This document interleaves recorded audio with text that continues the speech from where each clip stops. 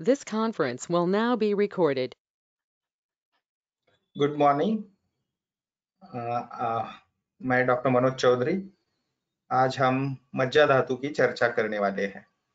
तो सबसे पहले सप्त धातु जो शरीर के धारणा धातवः, इस शब्द से हमें पता है कि इस निरुक्ति से हमें पता चलता है कि शरीर में देह धारण का कार्य मुख्यतः धातु के द्वारा किया जाता है।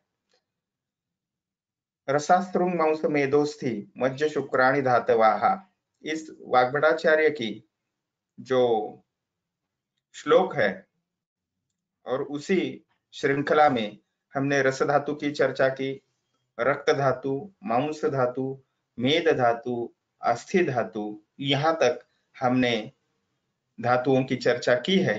आज हम छठा धातु देखने जा रहे हैं जिसका नाम है मज्जा धातु। ठीक है, तो सबसे पहले तो ये छठा धातु है।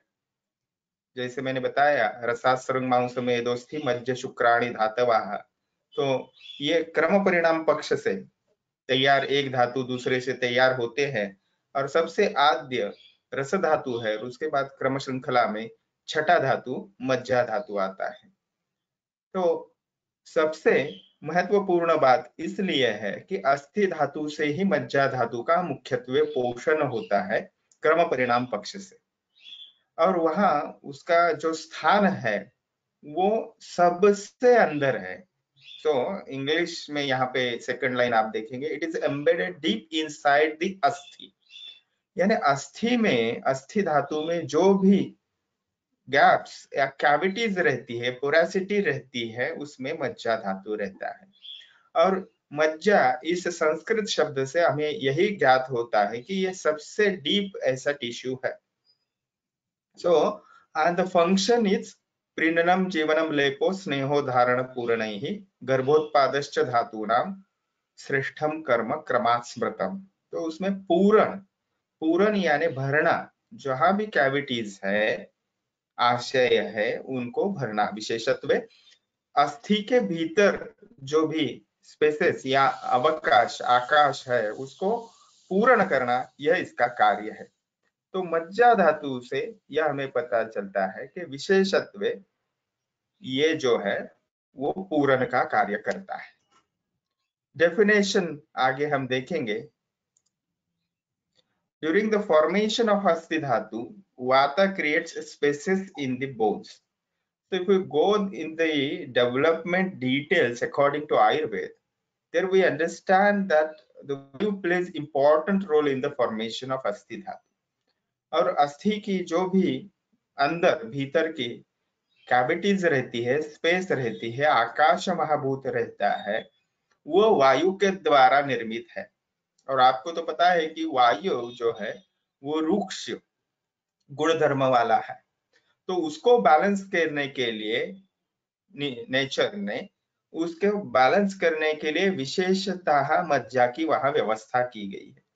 अभी देखिए, तो जहां जहां भी आप बोलेंगे मेद और मज्जा, मेद भी स्नेह पूरन का स्निग्धता प्रोवाइड करता है, स्निग्धता देता है शरीर को, तो मज्जा भी वही कार्य करती है, लेकिन मज्जा और स्निग्ध है ऐसा हमने जाना चाहिए। और ये जो सेंटेंस है, आप सेकंड पॉइंट देखेंगे, the spaces are filled with nourishing tissues of meda और fat tissue which is known as majja. यानी ये मेद धातु जो अन्य भाषा में कहे जो अस्थि के भीतर रहता है उसे मज्जा, यह आयुर्वेद में संज्ञा दी गई है। तो यह जो है वो सेमी सॉलिड सब्सटेंस है। ठीक है, तो संस्कृत धातु जो मज्जन, ऐसे संस्कृत धातु है, उसका अर्थ ये होता है कि जो अंदर बैठा है। तो बेसिकली अस्थि, मांस, इनके अंदर जो है, सबसे अंदर जो है वो है मज्जा। ठीक है, तो यह हमें पता चला। अभी शास्त्र में, आयुर्वेद शास्त्र में उसके लिए पर्याय बहुत सारे आते हैं, तो उनको एक के बाद एक देखेंगे। सबसे पहले अस्थि स्नेह, ये जो सिनोनिम आया है उसका मतलब क्या है? तो अस्थि धातु का स्निग्धता। तो अस्थि धातु क्रम परिणाम पक्ष से उससे जो पोषक अंश मज्जा पोषक अंश होता है उससे ही मज्जा की निर्मित होती है, इसलिए उसको अस्थि स्नेह सिनोनिम या पर्याय दिया है। अस्थि संभव यह दूसरा पर्याय है। इससे हमें ज्ञात होता क्या है, तो अस्थि संभव यानी अस्थि से वह निर्मित है, उससे वो बना हुआ है, उत्पन्न है, इसलिए अस्थि संभव। शुक्र सार, तो शुक्र धातु जो है वो मज्जा धातु के बाद तैयार होता है, इसलिए वो शुक्र का पोषण करने वाला है, इस दृष्टि से उसको शुक्र सार कहा है। उसके बाद विमज्जन, तो विमज्जन यानी जो डूबा हुआ है, जो छिपा हुआ है, ठीक है। तो मज्जा धातु अस्थि के भीतर विमज्जित है, इस दृष्टि से उसको विमज्जन यह पर्याय दिया गया है। उसके बाद अस्थिज या अस्थि संभव, अस्थि संभव हमने पहले देखा है, और अस्थिज यानी अस्थि से बना हुआ, उससे बना हुआ, निर्माण हुआ, ऐसा वह अस्थिज यानी अस्थि धातु से बना हुआ यानी मज्जा धातु। अस्थि सार तो हम पहले देख चुके हैं। और एक है अस्थि तेज, that is the essence of अस्थि। अगेन वो अस्थि का सारभूत यानी अस्थि का ही पोषक अंश से मज्जा तैयार होता है। देह सार, तो देह सार क्यों होता है, तो सबसे भीतर है वो, सबसे अंदर है, the essence of body, that's why it is called as deha sar. Then शुक्र कर, तो आप भी अभी आसानी से बता सकते हैं कि पूर्वो धातु परम कुर्यात्, ये जो वाग्भटाचार्य जी का क्रम परिणाम पक्ष बताने वाला सूत्र है, उससे ये शुक्र से निर्मित जो है वो मज्जा से ही होती है। ओके, अभी देखिए धातु के दृष्टि से या physiological constituent according to Ayurveda it is a structural and functional component, ठीक है। शारीर के दृष्टि से वो तो मज्जा धातु है, जिसे हम आसानी से आज की भाषा में बोन मैरो से कंपेयर कर सकते हैं। But in other context also the मज्जा word is used in Ayurvedic text such as for example pulp of Indian jujube, that is खोल। सो जहां द्रव्यगुण में वनस्पतियों का वर्णन जहां जहां आता है, तो अस्थि मज्जा यूज करनी चाहिए, या उस वनस्पति की मज्जा, बीज की मज्जा उपयुक्त करनी चाहिए, ऐसे शब्द प्रयोग आए। यानी जो कठिन ऐसे अस्थि के बीज में जो आवरण रहता है उसे अस्थि कहा है। जैसे हमने पहले भी पूर्व हमारे लेक्चर में, इससे पहले के लेक्चर में देखा है, तो अस्थि का जो बीज का जो आवरण रहता है, कठिन आवरण, उसको अस्थि कहते हैं। और उसके बीच में जो फ्लेशी या सॉफ्ट पार्ट रहेगा उसे मगज ऐसा कहते हैं, बोली यानी नेटिव लैंग्वेज में या हमारी मराठी में भी, तो उसको इसलिए उसको मज्जा कहा गया है। और एक बार जांगम द्रव्य के बारे में भी मज्जा का प्रयोग करना चाहिए, या जांगम स्नेह का वर्णन करते हैं, सर्पिर वसा मज्जा तैल, इस प्रकार के शब्द प्रयुक्त किया है, में समावेश किया है। तो वो मनुष्य की मज्जा नहीं है, वो पशु की मज्जा है, एनिमल प्रोडक्ट है, तो उसका औषधि प्रयोग बस्तियों में या और जगह किया गया है। और एक वहां पे संदर्भ देखते हैं जहां पे अंशीय सब्सटेंसेस यानी महास्नेह जो बताए चार अभी जिनका मैंने उल्लेख किया, वो भी उसमें मज्जा का समावेश है। मज्जा धातु कहाँ पे लोकेट है, शरीर में स्थान कहाँ पे है, तो हमें अभी आसानी से यहाँ तक तो पता चला है कि मज्जा धातु जो है वो inside the cavities of all bones, whether they are small और बिग इन साइज। सो ये एक मेन लोकेशन है कि वो अस्थि का पूर्ण कार्य करता है। दूसरा है मज्जा वह स्रोतस, तो एक क्रियात्मक आयुर्वेद की व्यवस्था है जहां पे systems can be compared with the स्रोतस। वेरी यानी रिस्पॉन्सिबल मैं वर्ड यूज करता हूँ, कैन बी कंपेयरेबल। ओके, क्योंकि आयुर्वेद की एक अपने सिद्धांत और विचारधारा शास्त्र की दृष्टि से है, this cannot be equal to Majjavah Srotas, cannot be equal to nervous system or something like that. So then the third is Majjadhara Kala, ठीक है। तो ये हो गए उसके स्थान। क्योंकि कभी कभी शॉर्ट नोट कैसे आएगी, मज्जा स्थान, अस्थि स्थान, इस पद्धति से भी आ सकती है 3 मार्क या 5 मार्क के लिए। तो वहां पे हमने ध्यान रखना है। तो अभी मेरे को कुछ कमेंट्स आ रहे हैं अपने पोस्ट जो मैं वीडियोस कर रहा हूँ उसके ऊपर लेक्चर्स के, कि भाई यहाँ पे क्वेश्चंस कैसे पूछे जाएंगे। तो जो भी अपना मेन स्लाइड का टाइटल है, तो वो टाइटल जो है वो ऐसे क्यों हो सकता है, एलए क्यों हो सकता है, ठीक है। और यानी पूरा लेक्चर जो है वो एक विशिष्ट विषय पे ले रहे तो वो एलएक्यू में भी आ सकता है। जैसे अब ये मज्जा धातु की हम चर्चा कर रहे हैं, तो मज्जा धातु के पर्याय एवं स्थान लिखकर, ठीक है, उसका कार्य विस्तार से वर्णन करें, ठीक है। या फिर मज्जा धातु निर्मिति, उत्पत्ति, इस पद्धति से ऐसे क्यों आएगा। तो ये एक विशिष्ट पद्धति से क्वेश्चन पूछे जाते हैं। और इसलिए हमने क्या करना है, ध्यान देना है जो टाइटल है हर एक स्लाइड के हमारे, उसके ऊपर ध्यान देना है और वह उस दृष्टि से हमें मेमोराइज करना है। हमें पता है कि आयुर्वेद का सिद्धांत है, मौलिक सिद्धांत क्या, पंचमहाभूतात्मकम, क्या पंचभूतात्मकम तत्तु। तो ये मैं अष्टांग हृदय से श्लोक बता रहा हूँ। तो पांच भौतिक संगठन, हर चीज पंच महाभूतों से बनी है। पंच महाभूत शरीर समवाया पुरुषा, अपने शारीर रचना विषय में व्याख्या देखी होगी। लेकिन वहां पे पूरे शरीर के लिए पंचमहाभूत संगठन और आत्मा, इसको शरीर कहते हैं। तो यहाँ पे शरीर का एक प्रत्येक घटक भी, दोष है, धातु है, मल है, ये सभी पंचमहाभूताओं से निर्मित है। और हर एक क्या हमें पांचभौतिक संगठन देखना है, क्योंकि पंचमहाभूतों से निर्मित होने की वजह से पंचमहाभूतों के गुण जो है वो उस घटक में आते हैं। और विकृति या विकार, यानी अगर डिसीज कोई होता है तो इसमें से ही इन गुणों में कम ज्यादा होना है, सामान्य विशेष सिद्धांत से फिर हमें चिकित्सा करनी है। तो इस दृष्टि से हमें पांचभौतिक संगठन बहुत ही आवश्यक है। क्योंकि अगर पंचमहाभूतों का संगठन हम नहीं देखेंगे तो हम वृद्धि क्यों होती है, किन गुणों से होती है, क्षय किन गुणों से होता है, वो द्रव्य गुण कर्म से हम जानेंगे, जान नहीं पाएंगे।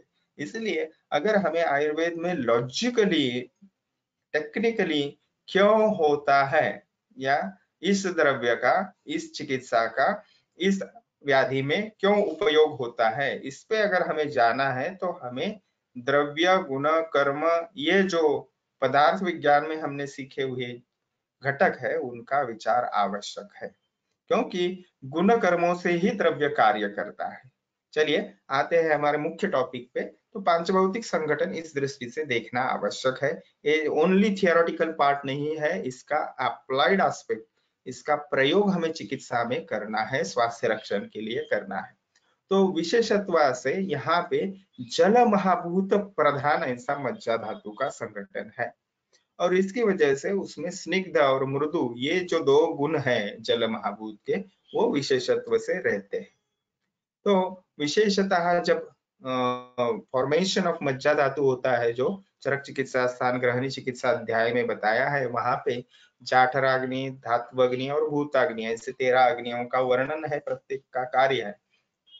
तो वो अपने जरूर देखना चाहिए। चरक चिकित्सा स्थान 15वें ग्रहणी चिकित्सा अध्याय के जो भी लेक्चर है, फॉर्चुनेटली वो मेरे लेक्चर्स यूट्यूब चैनल पे डले हुए हैं, आप देख सकते हैं। चरक संहिता का जो फोल्डर रहेगा तो उसमें आपको ये लेक्चर ग्रहणी चिकित्सा के मिल जाएंगे। टोटल 3 लेक्चर्स है।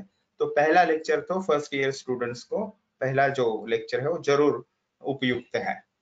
तो ड्यूरिंग मेटाबॉलिज्म वात प्रोड्यूसेस द हॉलोनेस, तो वात दोष है वो अवकाश उत्पन्न करता है अस्थि धातु के बीच में और अस्थि धातु के अंदर, तो वो फील हो जाता है मेद से। और वो मेद धातु जो है adipose tissue which is in the hollow cavities of the bone is nothing but the मज्जा धातु, दैट इज बोन मैरो।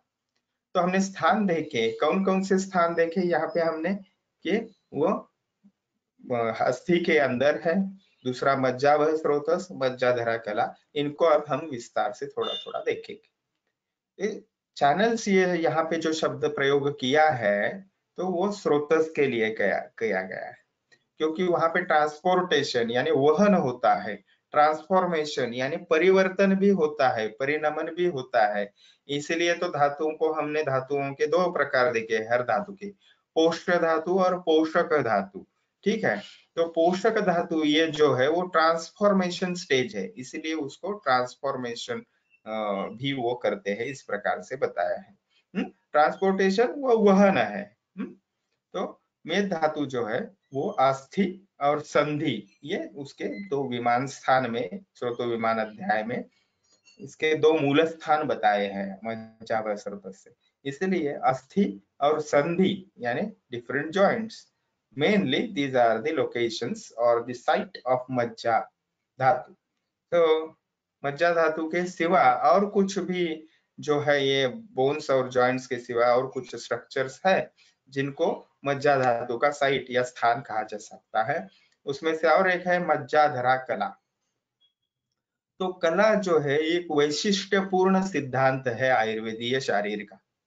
तो kala is the layer in outer covering of the body, okay, as well it is also present inside the body like long bones which is known as मज्जा। Okay, तो आगे जाएंगे। दो there are no direct reference illustrating the layer of bone marrow, मज्जाधरा कला, इसको शास्त्र में हमारे ग्रंथों में डायरेक्टली नहीं बताया, लेकिन हम ये देख सकते हैं वहां पे कि जो thin layer of tissue which is called as endosteum, this is the lining of bone cavity that separates bone cells and bone marrow. क्योंकि धातु आशय और धातु, इसके बीच वाला जो लेयर है उसको कला कहा है सुश्रुताचार्य जी ने। इसलिए शास्त्र में नहीं बताया है डायरेक्टली एज अ मज्जाधरा कला, लेकिन ये जो एंडोस्टियम है इसको हम मज्जाधरा कला का एक रिप्रेजेंटेटिव हम इसको देख सकते हैं। ठीक है, आगे जाएंगे। तो सबसे महत्वपूर्ण बात है कि फिजियोलॉजिकल इंपॉर्टेंस ऑफ मज्जा धातु क्या है, वो कैविटीज जो बोन्स की है वो फिल करता है, ये सही है, लेकिन इससे होता क्या है। तो सबसे पहले सामान्य विशेष सिद्धांत जो है उसको हम यहाँ पे अगर देखेंगे तो वो हमें मदद करेगा ये समझने में। सबसे पहले soft majja dhatu is organise inside the hard asthi dhatu. देखिए इसको कॉम्पेंसेट किया है निसर्ग ने, भगवान ने। ठीक है, hard and tough bones protects the मज्जा धातु, क्योंकि मज्जा धातु सेमी सॉलिड स्ट्रक्चर है, स्निग्ध है, मृदु है। तो इस स्निग्ध और मृदु मज्जा धातु को बैलेंस किया गया है ड्राइनेस ऑफ अस्थि धातु एंड द स्ट्रेंथनेस ऑफ बोन, यानी बिल्कुल अपोजिट है। सॉफ्ट के अपोजिट हार्ड ऐसे अस्थि धातु है, क्योंकि सॉफ्ट जो मज्जा धातु है, स्निग्ध मज्जा धातु है, उसके बिल्कुल अपोजिट रुक्ष अस्थि धातु है। So it is like that. तो soft and anxious मज्जा धातु fills the cavity of the bones and regulate Akash and वायु महाभूत ऑफ अस्थि धातु। ठीक है, तो आकाश और वायु यानी जो पोरासिटी रहती है बोन टिश्यू में, उसको बैलेंस करने का कार्य मज्जा धातु करता है। इसलिए वो सॉफ्ट मज्जा धातु जो है वो मृदु और स्निग्ध होने के बावजूद भी वो अस्थियों को मजबूत करता है, strengthens the bone and also makes the bone flexible. Okay, नहीं तो वो तो आसानी से टूट जाएंगे कुछ भी अगर उनको विरुद्ध पद्धति से, विषम पद्धति से उसको जर्क मिला तो ये उसका कार्य है। तो considering this physiology, independence of अस्थि and मज्जा धातु, it can be said that the अस्थि are physiological root of मज्जा धातु। तो एक दूसरे का उनका संबंध है, और अस्थि धातु जो है वो मज्जा धातु के निर्माण का स्रोत है, उसका आधार है, यह भी हम यहाँ पे निश्चित कर सकते हैं। संधि एक स्रोतस बताया है, सॉरी स्रोतस का मूल स्थान बताया है मज्जा वह स्रोतस का। तो वो किस दृष्टि से है देखिए। तो there are no when it is the sandhi is known as, what is the sandhi? The two or more structures comes together, that is sandhi। Ayurveda में शारीर सिद्धांत है कि जो भी दो और दो से ज्यादा स्ट्रक्चर जहां भी इकट्ठा होते हैं उसको जॉइंट कहा गया है या संधि कहा है। अभी ये दो स्ट्रक्चर्स केवल बोन्स के नहीं रहेंगे हर बार, तो दो शिराएं, दो से अधिक शिराएं, ठीक है, या धमनी, या फिर मसल्स, या और कुछ स्ट्रक्चर जब भी इकट्ठा होंगे तो वहां पे संधि नामकरण आयुर्वेद ने किया है, उसको संधि जानना चाहिए। हालांकि एनाटॉमी जो है वो साइंस इसको केवल बोन्स जब इकट्ठा आते हैं उसको संधि कहते हैं या जॉइंट कहते हैं, लेकिन आयुर्वेद का सिद्धांत वैसे नहीं है। वो मांसपेशी है, स्नायु है, सीरा है, धमनी है, जो भी है, तो वो दो से ज्यादा इकट्ठा जब आते हैं तो उसको मज्जा सॉरी संधि कहा है। और वो संधि जो है वो स्थान है मज्जा धातु का। क्योंकि जहां भी आप देखोगे कि जॉइंट्स कहा जहां पे होता है वहां पे आप चौक को एक आधा आपके रोड के इम्पोर्टेंट ट्रैफिक सिग्नल आप क्रिएट, ट्रैफिक का जो चौराहा रहता है, रोड का जो चौराहा रहता है, वहां पे ट्रैफिक जो है उसको ज्यादा कंडेंस हो जाता है और इसके लिए उसको वहां पे रेगुलेट करने की आवश्यकता होती है। हेवी ट्रैफिक वहां पे रहता है, जो चारों रास्तों से वही व्हीकल आते हैं, तो वो चारों रास्तों से आने वाले व्हीकल रेगुलेट करने के लिए वहां पे एक तो पुलिसमैन रहेगा, वो रोड ट्रैफिक कंट्रोल करने वाला, या रोड ट्रैफिक सिग्नल्स रहेंगे। उस दृष्टि से यहाँ पे वहां मज्जा धातु वहां प्रेजेंट रहता है या उसका स्थान है, क्योंकि वहां पे वात दोष बढ़ने के चांसेस ज्यादा है। तो उसको रेगुलेट करने के लिए और उसको इंटैक्ट रखने के लिए वैसे ही वही सी उसकी स्थिति जो हेल्दी और नेचुरल स्टेज है वो मेंटेन करने के लिए वहां पे मज्जा धातु की आवश्यकता है। तो बहुत बार जो है वो मज्जा धातु कंपेयर किया जाता है नर्वस टिश्यू और बोन मैरो से, ठीक है। हमने अभी तक वो बोन्स के भीतर वाला स्ट्रक्चर जो उसका वर्णन है, सबसे अंदर वाला टिश्यू, इस दृष्टि से मज्जा को ही देखा है, से रेड बोन मैरो और येलो बोन मैरो। लेकिन नर्वस टिश्यू को भी कंपेयर किया जाता है, क्योंकि सर्वसामान्यतः व्याख्या क्या है, whatever inside the bony cavities और बोन्स दैट इज मज्जा। तो जो भी अस्थि के अंदर है उसे मज्जा कहा है।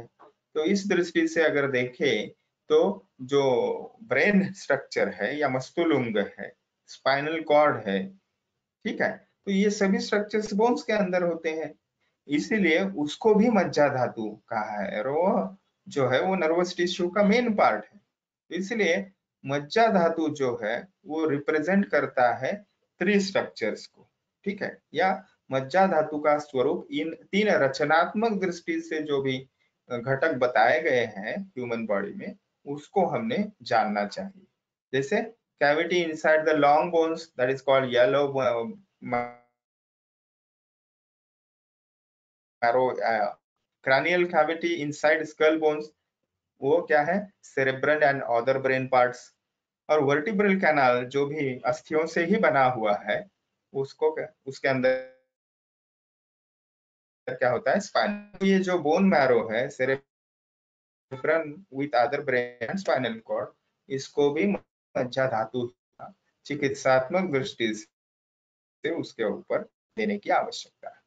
तो yellow and red bone marrow inside the marrow cavity of long bones should be learn as majja dhatu. हम यहाँ पे ये कंक्लूड करेंगे, cerebrum and other parts of brain located in the cranial cavity should be also learned as मज्जा धातु। और spinal cord जो vertebral canal के अंदर है उसको भी मज्जा धातु ही जानना चाहिए। यहाँ पे आप चित्र में देख सकते हो पूरा अस्थि से वह कवर किया हुआ ऐसा पार्ट है। यहाँ पे ये जो है ये भी वर्टिब्रल कैनाल है और येलो जो देख रहे हैं आप ये साइड व्यू है और ये पोस्टेरियर व्यू है, ठीक है। तो यहाँ पे ये ब्रेन और स्पाइनल कॉर्ड ये सभी स्ट्रक्चर अस्थि धातु के भीतर होने की वजह से इसको मज्जा धातु ही समझना चाहिए। अभी इसको अगर आगे जाएंगे तो मस्तिष्क यानी सेरेब्रम और मज्जा धातु इन या इसको कैसे हम समझ सकते हैं, तो जो स्निग्ध ऐसा वो perfuses inside the cranial cavity and become धातु। ठीक है, उसको मस्तुलुंग और मस्तिष्क भी कहते हैं। यानी जो उसकी डेवलपमेंट के विषय में ये सेंटेंस है। जब भी फीटल अवस्था में या गर्भावस्था में मेद धातु वो क्रैनियल कैविटी में अंदर जाता है, मेद धातु, तो उससे ब्रेन डेवलपमेंट होता है या मस्तुलुंग तैयार होता है। और वो जो है वो स्निग्ध पदार्थ है, मेद धातु से बना हुआ, और वो अंदर जाता है, तो उसको मज्जा यह संज्ञा दी है। अब देखिए, मेद धातु और मज्जा धातु ये जो है वो स्निग्ध गुणधर्म की वजह से ऑलवेज कंपेयर किए जाते हैं एक दूसरे से। Cranial cavity is form from the 8 skull bones. हमें पता है कौन कौन से, फ्रंटल बोन है, ऑसिपिटल बोन है, 2 पैराइटल बोन है, 2 टेम्पोरल बोन है, ठीक है। और ब्रेन की चीजों से बनता है, जैसे इथमॉइड है, एटसेट्रा। तो वहां पे जो है स्कल बोन्स में जॉइंट्स होते हैं, भिन्न भिन्न जॉइंट्स होते हैं, जिसे हम सीमंत मर्म भी कहते हैं, या सूचर के जैसे वो दिखने वाले हैं। तो ये इमूवेबल जॉइंट्स हैं, ठीक है। Body constituents located inside the bone structure is मज्जा धातु, ये आयुर्वेद शारीर का सिद्धांत है। So practically brain is present inside the bones, that is the अस्थि धातु of cranial cavity. Hence, by applying the logic, it can be said that the brain, which is a nervous tissue, is मज्जा धातु। तो ये जो है मज्जा धातु। तो वैसे ही यहाँ पे स्पाइनल कॉर्ड के अंदर, सॉरी, वर्टिब्रल कॉलम के अंदर स्पाइनल कॉर्ड मौजूद होता है। वहां पे विभिन्न जो वर्टिब्री है, सर्वाइकल है, लंबर है, सॉरी थोरैसिक है, लंबर है, और फिर सैक्रल, तो ये सभी इकट्ठा होके कैनाल बनाती है और उसके अंदर स्ट्रक्चर होता है, इसे स्पाइनल कॉर्ड कहते हैं। तो वो भी मज्जा धातु ही है। अब देखिए, इसका चिकित्सात्मक दृष्टि से क्लिनिकल सिग्निफिकेंस क्या है। तो यहाँ पे अगर आप ये चित्र देखोगे तो ये बहुत ही समझाने वाला, प्रकाश डालने वाला चित्र है, क्योंकि ये जिलेटिनस स्ट्रक्चर जो है वो दो बॉडी ऑफ द वर्टिब्रा के बीच रहता है, जिसे हम वर्टिब्रल इंटरवर्टिब्रल डिस्क कहते हैं। ये नॉर्मल है। उसके बाद में डिजनरेटिव डिस्क है, बल्जिंग, यानी वो अपनी जगह से, नेचुरल पोजीशन से बाजू में गई हुई है, वो ब्रेक होके वहां पे मेनिंजेस बाहर आते हैं, जिसे हर्निएटेड डिस्क भी कहा जाता है। डिस्क आकार में कम हो जाती है। बॉडी ऑफ द वर्टिब्रा जो है उसमें कुछ ग्रोथ हो जाती है, जिसे ऑस्टियोफाइट्स कहते हैं। तो ये विभिन्न प्रकार की जो है 5 प्रकार की मेनली हमें विकृतियां स्पाइनल कॉलम में दिखती है। तो trauma or accidents of vertebral column can damage the spinal column, that is the majja dhatu inside it. So the result in paralysis of skeletal muscle as well as loss of sensation is due to the spinal cord, we can say natural alignment is disturbed.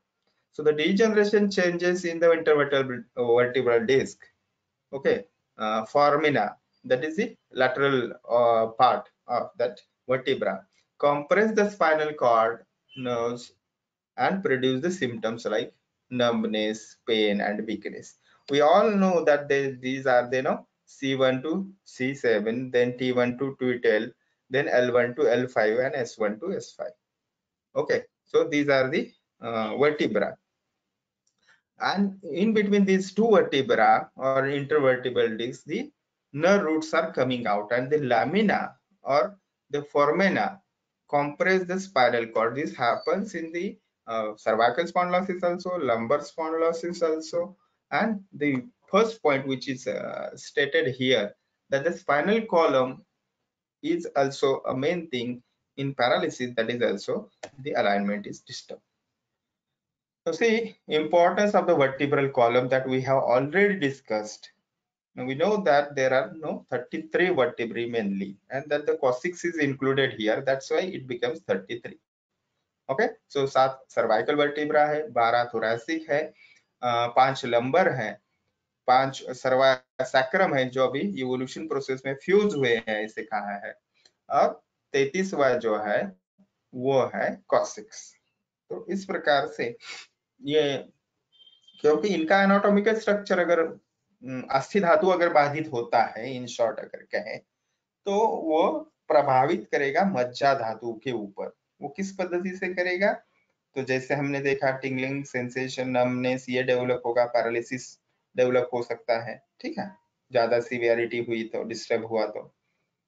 Okay, so the vertebral column is most important root of majja dhatu इस पद्धति से। तो याएव पित्त धरा कला, साएव मज्जा धरा कला, यावेव पुरुष धरा कला, साएव मज्जा धरा कला, ऐसा फिजियोलॉजिकल जो है आयुर्वेदिक शरीर में बताया हुआ है correlation. So the membranes inside the lumen of small intestine, that is the grahani, is called as a Pittadhara Kala, and Pittadhara Kala assists the process of digestion only Pachak Pitta. As as Pittadhara Kala, Majjadhara Kala are the same. We have to compare the qualities of Majja Dhatu and Pitta Dosha. Are the same means functionally they are same, I need to say here. And that's why might be the Majjadhara Kala is not separately described by Ayurveda Acharyas. Okay, because it is together they are mentioned as a Pittadhara Kala. So Pitta Dosha is Ushna and Tikshna by properties, that is the hot and penetrating, while Majja Dhatu is Snigdha and Shita. Okay, anxious and cold one. So Pitta Dosha and Majja Dhatu are opposite with each other. So Pitta and Majja Dhatu reciprocate with each other, and that's why if the Pitta Vriddhi is there, Majja Kshaya will be there, and if Pitta Kshaya is there, so Majja Vriddhi will be there. Now that's why in Pakshaghate Virechanam, तो आगे चिकित्सा जब आप सीखोगे तो वहां पे आपको लक्ष्य ध्यान में आएगा कि वहां पे पक्षाघाते विरेचनम ऐसा सूत्र आता है, वहां पे मेन चिकित्सा बताई है, पक्षाघात में विरेचन करना है उस व्यक्ति को, पक्षाघात यानी पैरालिसिस। तो वो क्यों करना है वो हमें समझ में नहीं आता, लेकिन ये जो स्लाइड अभी हमने टॉपिक देखा इससे हमें पता चलेगा कि वहां पे क्या होता है, मज्जा का क्षय होता है, इसलिए पित्त की वृद्धि होती है, और वो पित्त की चिकित्सा क्या है, तो विरेचन है। So excess heat of pitta reduces the coldness of majja dhatu, and excess heat of pitta dosha reduces the water content, that is the jala of majja dhatu. So यहाँ पे विशेषतः भ्रम is the common symptom of majja kshaya, and the brahma is also mentioned in the pitta vriddhi. So we can correlate that they are the kala, by kala they are the same, ya eva pitta dhara kala, sa eva majja dhara kala. And hot and pungent food can lead to pitta dushti, and the majja dushti also happens with it. So madhura and tikta aushadhi are advised in majja dushti, and these aushadhi reduces pitta. ठीक है, कषाय तिक्त मधुरा पित्तम मन्नेतु कुर्वते, वाग्भटाचार्य जी अष्टांग हृदय सूत्र स्थान पर प्रथम अध्याय में कहते हैं। इसलिए पित्त की चिकित्सा करनी पड़ती है, तो हमें मज्जा और पित्त में विशेषतः कलात्मक दृष्टि से ये सामान्य ध्यान में आता है, क्योंकि ये नोट आ सकती है मित्रों, पित्त धरा कला, या एव पित्त धरा कला, सा एव मज्जा धरा कला, तो इसमें हमें ये टॉपिक वर्णन करना पड़ेगा। आगे जाएंगे, परिणमन यानी उत्पत्ति कैसे होती है मज्जा धातु की, तो त्रिधा वहां पे परिणमन होके होती है, ये हमें पता है। विशेषतः मज्जा धातु जो है वो गर्भावस्था में तैयार जो होता है वो मातु के आहार रस से, माता के आहार रस से तैयार होता है, और जो है वहां से ही वो उनको पोषण मिलता है मज्जा धातु। लेकिन जन्म होने के बाद after birth, that is converted with आहार रस टू रस धातु, रस धातु तो रक्त धातु, तो वहां पे क्या होता है, तो यहाँ पे हम समझेंगे बड़े फ्लो चार्ट के तौर पर। आहार रस जो है वो आहार रस मज्जावह स्रोतस में जो मज्जा धात्वग्नि है उसकी वहां पे प्रोसेस होती है, और उससे पोष्य ऐसा मज्जा धातु तैयार होता है। ठीक है, तो ये त्रिधा परिणमन या त्रिधा पोषण है।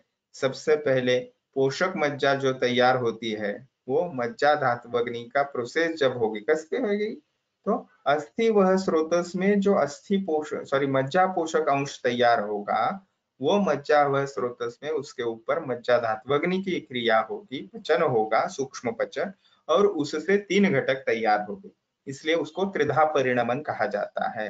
तो त्रिधा परिणमन ऐसा भी प्रश्न आ सकता है, मज्जा धातु त्रिधा परिणमन या अस्थि धातु त्रिधा परिणमन, अस्थि त्रिधा परिणमन, ऐसा प्रश्न आ सकता है।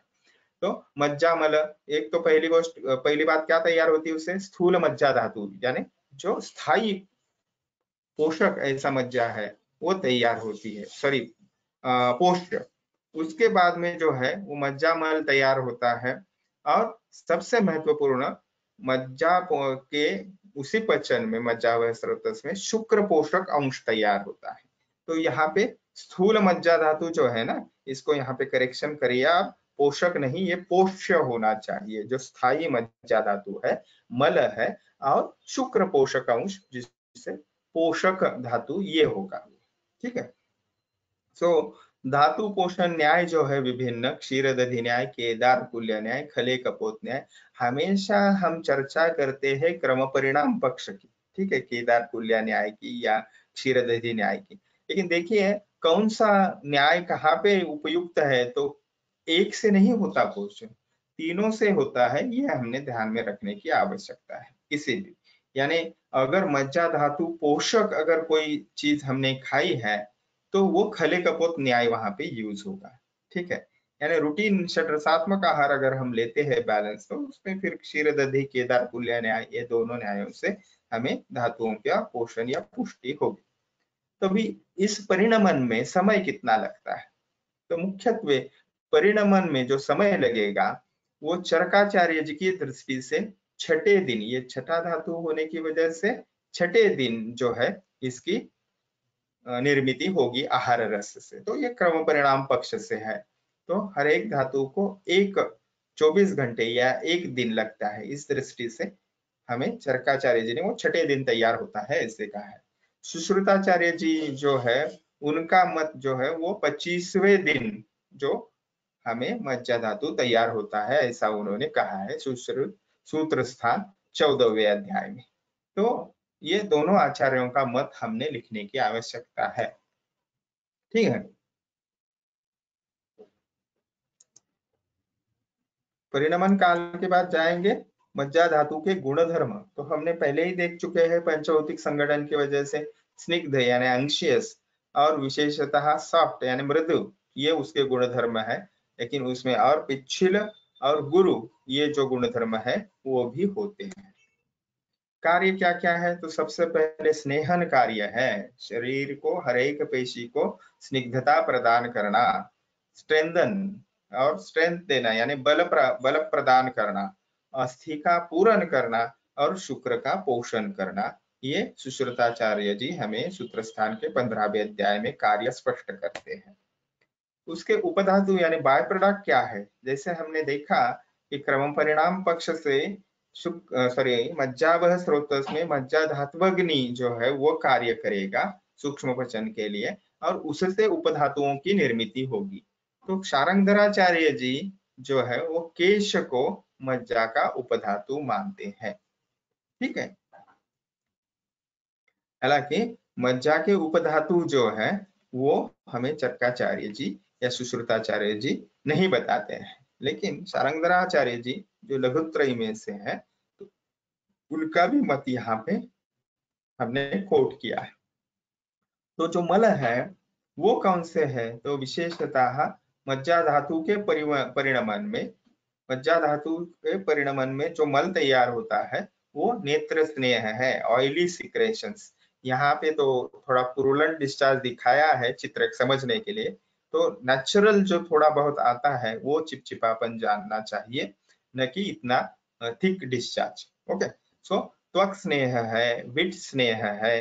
त्वक स्नेह यानी त्वचा के ऊपर जो स्निग्धता होती है वो भी, विट स्नेह यानी पुरीश फीसेस फिकल मटेरियल जो उसमें जो स्निग्धता होती है, ये जो सब है वो मज्जामल कहे हैं, ठीक है।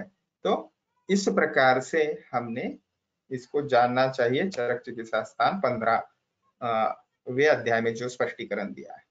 तो फंक्शंस जो है वो पहले ही हम एलाबोरेटली देख चुके हैं। तो मुख्यतः स्नेहन और पूरन, ठीक है, अस्थि का पूरण करना और शुक्र धातु का पोषण करना, इस प्रकार से। तो विभिन्न पद्धति से वो पूरन कार्य हमने देखा, मज्जा धातु किस प्रकार से करता है, लेकिन वो स्निग्धता भी प्रदान करता है अस्थि धातु को विशेषतः, और वो अस्थि धातु को स्ट्रॉन्ग एंड फ्लेक्सिबल बनाता है। इसी प्रकार से मज्जा धातु जो है वो संधि उसका एक स्रोत का मूल स्थान, इसलिए मस्कुलर स्केलेटल जॉइंट्स जो है उनको भी वो स्ट्रॉन्ग और फ्लेक्सिबल बना।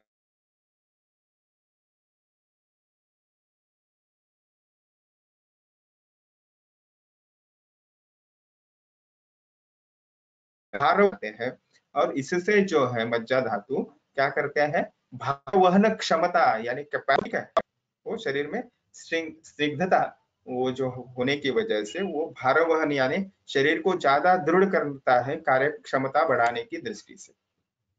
प्रमाण क्या है, तो यहाँ पे प्रमाण of majja dhatu is mention as 1 anjali, okay, और जो मस्तिष्क है उसका प्रमाण बताया है आधा अंजलि, ठीक है।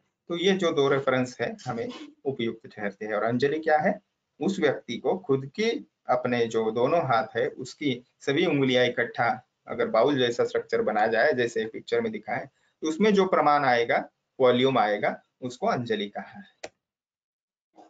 तो आश्रय आश्रय भाव क्या है, तो कफ दोष और मज्जा ये जो है इनका आश्रय आश्रयी भाव है। मज्जा धातु जो है वो आश्रय है कफ का। तत्रास्थानि स्थितो वायु पित्तम तु स्वेद रक्तयोः श्लेष्मा शेषेषु, यानी ऊपर जो बताया है वात का स्थान क्या है, तो अस्थि है। वात किस में आश्रित है, तो अस्थि में आश्रित है। पित्त किस में आश्रित है, पित्त दोष, तो वो है स्वेद और रक्त में आश्रित है। और वाग्भटाचार्य जी बताते हैं श्लेष्मा शेषेषु, यानी जो श्लेष्मा यानी कफ दोष जो है वो शेष धातुओं में, यानी रस है, मांस है, मेद है और मज्जा है, शुक्र है, इनमें आश्रित होता है। इसीलिए कफ अगर वृद्ध हो गया, बढ़ गया, तो मज्जा भी बढ़ जाती है, और कफ क्षय हो गया तो मज्जा भी क्षय हो जाती है। तो ये ध्यान में रखना चाहिए, मज्जा क्षय हो गया यानी वात दोष की वृद्धि हो गई। तो मज्जा वृद्धि के लक्षण क्या बताते हैं, अब एबनॉर्मलिटी जो बताई गई है तो मुख्यतः वृद्धि और क्षय स्वरूप बताई है। और चरक सूत्रस्थान 28वें अध्याय में धातु प्रदोषज विकार बताए हैं। इस 3 प्रकार की विकृतियां धातुओं की बताई है आयुर्वेद में। तो सुश्रुत सूत्रस्थान 15वें अध्याय में मज्जा सर्वांग नेत्र गौरवम च, अष्टांग हृदय कार भी अष्टांग हृदय सूत्रस्थान 11वें अध्याय में यही बताते हैं। Heaviness in the eyes, heaviness in entire body, और विशेषतः ब्रॉड बेस जो जॉइंट्स के रहते हैं वहां पे कुछ अबनॉर्मेलिटी तैयार हो जाती है which are difficult to cure, so formation of carbuncles, इस पद्धति से बताए। तो आगे जाएंगे, मज्जाक्षय के लक्षण बताए हैं। मज्जाक्षय मज्जनी शौशीर्य भ्रम तिमिर दर्शनम। सो विशेषतः जहाँ पे मज्जाक्षय होता है उसको हम एट्रोपी ऑफ बोन टिश्यू भी कहेंगे। सेरेब्रल एट्रोपी के तौर पे भी इसको लेना चाहिए, तो उससे वीकनेस, गिडीनेस आता है, लाइटनेस ऑफ बोन्स, ठीक है। और विशेषतः ये जो है वात दोष बढ़ने के वजह से ये सब विकार होते हैं। डिप्लेशन ऑफ सीमेंट फॉर्मेशन, यानी शुक्र धातु की निर्मित नहीं होगी, क्योंकि पूर्व धातु ही अच्छा तैयार नहीं हो रहा है, तो पूर्व पर धातु का पोषण वो कैसे करेगा। Pain in the joints, cutting pain in the bones, so that kind of dull pain and emptiness feeling in the bones, and specially dimness of vision, तिमिर दर्शनम। सो ये इकट्ठा बता दिए चरक सूत्र स्थान 17वां अध्याय, सुश्रुत सूत्र स्थान 15वां अध्याय और अष्टांग हृदय सूत्र स्थान का 11वां अध्याय। तो किस वजह से मज्जा धातु दुष्ट होता है, तो मज्जा धातु दुष्टि जो है वो हमने कारण उसके जो है धातु दुष्टि के वो समझने चाहिए स्रोतो विमान 5वें अध्याय से। तो मज्जा वह स्रोत दुष्टि के जो कारण बताए हैं वही मज्जा धातु के दुष्टि के कारण है। विशेषतः आहार में समझना चाहिए वो विरुद्ध आहार सेवन, और विशेषतः बाह्य कारण जो है ये जो निज बताए तो विहारात्मक दृष्टि से बचने चाहिए। क्रशिंग काइंड ऑफ इंजुरी किसी एक्सीडेंट में, accessing discharge causing the pressure, okay, and trauma compression. मज्जा धातु प्रदोष जो विकार जो मैंने बताया आपको चरक सूत्र स्थान 28वां अध्याय, ये एक विकृति का स्वरूप है मज्जा धातु का वर्णित किया हुआ चरकाचार्य जी ने। तो वो है pen in the joints, giddiness, unconsciousness, blackouts, that is tamodarshan, and deep rooted abscess in the joints, that is the joints became a very loose joints, easily dislocate होते हैं, easily fractures होते हैं। और मज्जा, ये विकृतियां होगी। अभी मज्जा धातु उसके उत्तम अवस्था में किन्हीं शरीरों में पाया जाता है, मनुष्य शरीर में पाया जाता है, और वह है मज्जा सारता के दृष्टि से वहां पे वर्णन किया गया है। तो क्या होता है मज्जासार पुरुष, कैसे होता है? तो विशेषतः उसके जो शरीर अवयव होते हैं वो सॉफ्ट होते हैं, मृदु होते हैं, बहुत ही मजबूत स्ट्रांग होते हैं। अंशियस कॉम्प्लेक्शन यानी उसकी त्वचा जो रहती है शरीर की वो बहुत ही अट्रैक्टिव रहेगी, और उसका जो आवाज रहेगी उस व्यक्ति की बहुत ही मधुर रहेगी, जो बार बार सुनने को जी कहेगा।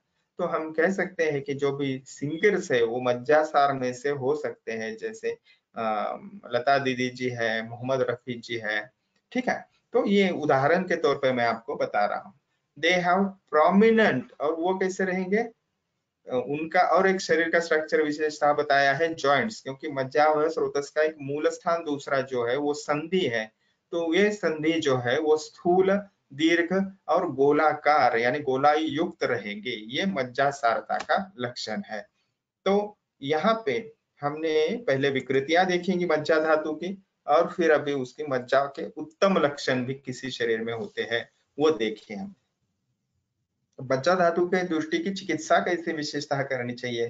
तो मैनेजमेंट को अगर हम ध्यान देंगे तो यायो पित्त धरा कला, सायो मज्जा धरा कला, इस दृष्टि से पित्त की जो चिकित्सा होगी वही मज्जा धातु दृष्टि की चिकित्सा है, ये हमने जानना चाहिए इन शॉर्ट।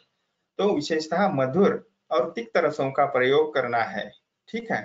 तो ये जो चिकित्सा है, और विशेषतः विरेचन चिकित्सा जो पित्त की प्रधान चिकित्सा है। तो आगे अगर हम चरक चिकित्सा स्थान 3रा अध्याय ज्वर चिकित्सा का अगर हम रेफरेंस देखेंगे तो वहां पे स्पष्ट लिखा है कि दोषास causing fever are located in bone tissue, that is अस्थि धातु एंड मज्जा धातु। ओके, तो उसके लिए चिकित्सा वहां पे बताई है निरूह बस्ती और अनुवासन बस्ती। तो न केवल पित्त दोष की चिकित्सा, परंतु मज्जा धातुगत ज्वर अगर है, मज्जा धातु की अगर इन्वॉल्वमेंट है, तो वहां पे हमें निरोह बस्ती की भी और अनुवासन बस्ती जो वात की चिकित्सा है वो भी करने को कहा है, हमारे शास्त्र वैसे गाइड करते हैं। और विशेषतः वात दोष जब बढ़ता है तो उसके लिए जो मेडिकेटेड घीस एंड ऑयल, सिद्ध स्नेह जो वात शामक है, देन वसा है, मज्जा है, वो जो जांगम द्रव्यों से यानी जांगम द्रव्य प्राणियों से, पशु पक्षियों से हमें मिलता है उसका प्रयोग करना चाहिए। ऐसे हमारे शास्त्रों में इसकी चिकित्सा बताई है मज्जा धातु दृष्टि की, ठीक है। और इन सभी का उपयोग आभ्यंतर एवं बाह्योपचार दृष्टि से करना चाहिए, यह हमें मार्गदर्शन मिलता है चरक चिकित्सा स्थान 3रे अध्याय में। तो मज्जा धातु जो है वो सारता की दृष्टि से हमने उसका वर्णन देखा। देन मज्जा धातु मीमांसा नाटक अध्याय में बताया है कि specially important for providing the strength. तो इसलिए आप देखिए चींटियां जो है वो अपने वजन से ज्यादा भार उठा सकती है, क्योंकि चींटियों को मज्जासार कहा गया है। तो हमारे गुरुजी ने बताया था कि अगर मज्जा धातु की विकृति है, जैसे सेरेब्रल एट्रोपी है, तो घी, जो गाय का घी है उसको गर्म किया जाए, ठीक है, और गर्म करने के बाद चींटियां अगर है, किसी को ये प्रयोग अच्छा नहीं लगेगा तो उसमें अगर वो डाल दी जाए और फिर शांत होने के बाद छन के उसको उपयोग किया जाए तो ये मज्जा सिद्ध घृत है, क्योंकि अस्थि धातु चींटियों में नहीं होता। ये मैं जूलॉजिकल एक्सपर्ट नहीं हूँ, लेकिन जो गुरुजी ने बताया उस प्रयोग बहुत ही यशस्वी भी मैंने होते हुए देखा है, ठीक है। उसका प्रयोग ये सेरेब्रल एट्रोपी जो है उसमें मज्जा धातु के दृष्टि से किया गया है, प्राणी का मज्जा वहां पे यूज की गई है। तो वो जो है नरिशमेंट ऑफ रिप्रोडक्टिव टिश्यू यानी शुक्र धातु का भी वो पोषण करता है, अस्थियों को मजबूत करता है, ये उसकी स्पेशलिटी है।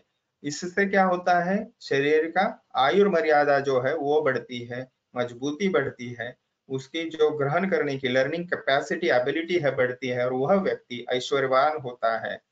वो दूसरे को समझने वाला होता है और अच्छी उसकी जो संतति उत्पन्न होती है, और वह व्यक्ति सभी सामाजिक दृष्टि से भी वो पूजा जाता है, जिसकी वाहवाह होती है। यहाँ पे आपने ये लेक्चर सुना, इसके लिए मैं आपको धन्यवाद देता हूँ, और आगे एक नए लेक्चर के साथ हम मिलेंगे। यहीं पे आज हम खत्म करते हैं। बहुत बहुत धन्यवाद। Hope you are liking and enjoying the lectures. So do refer to your friends also, colleagues also, and that will be useful for all. Okay. So ये मेरा बहुत ही अच्छा मैं समझ रहा हूँ कि प्रयास है, क्योंकि स्टूडेंट का इसको रिस्पांस अच्छा मिल रहा है। तो आगे भी हम कुछ और लेक्चर्स आपके साथ शेयर करेंगे। Thank you very much.